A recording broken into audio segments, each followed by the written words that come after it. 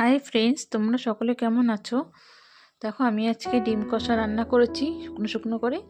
খুব দারুণ টেস্টি হয়েছে। এটা রুটি কিংবা পরোটার সাথে খুব ভালো লাগে।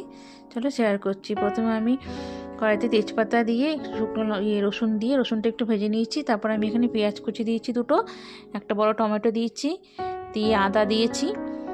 ঠিক আছে, দিয়ে ভালো মতো এটা আমি ভেজে নেবো। সুন্দর করে এটা আমি লাল লাল করে ভেজে নেবো। ভেজে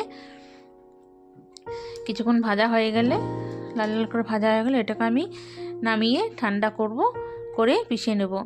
আবার ওই কড়াইতেই আমি এখানে জিরে আর কাঁচা লঙ্কা ফোড়ন দিয়ে একটা পেঁয়াজ কুচি করে তেলের মধ্যে দিয়ে দিয়েছি।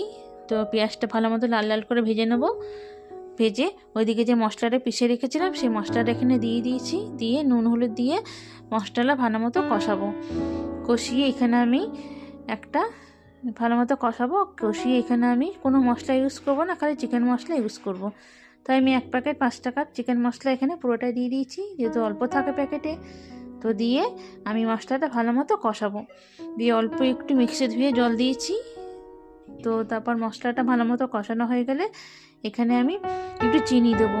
চিনিটা দিলে কি হবে, মশলার কালারটাও খুব সুন্দর আসবে, ঝোলের কালারটাও, আর রান্নার কালারটা সুন্দর আসবে, আর দেখতেও খেতেও বেশ ভালো লাগবে। তারপর আমি এদিকে দেখো ডিম আলু সিদ্ধ করে ভেজে রেখেছি। তারপর আমি এখানে মশলাটা কষা হয়ে গেছে, এখানে আমি ভেজে রাখা ডিম আর আলু দিয়ে দেবো। দিয়ে ভালো মতো কষিয়ে নেব। কষিয়ে ভালো মতো একটু কষিয়ে নেবো নাড়াচাড়া করে ডিম আলুটা মশলার মধ্যে। তারপর আমি এখানে ধনেপাতা কুচি দেবো।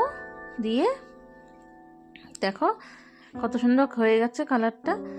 ধনেপাতা কুচি দিয়ে আমি রান্নাটা কমপ্লিট করব। আর আমার এই রেসিপিটা যদি তোমাদের ভালো লেগে থাকে অবশ্যই লাইক কমেন্ট শেয়ার করো। আর যদি ইউটিউব থেকে দেখো একটা সাবস্ক্রাইব অবশ্যই।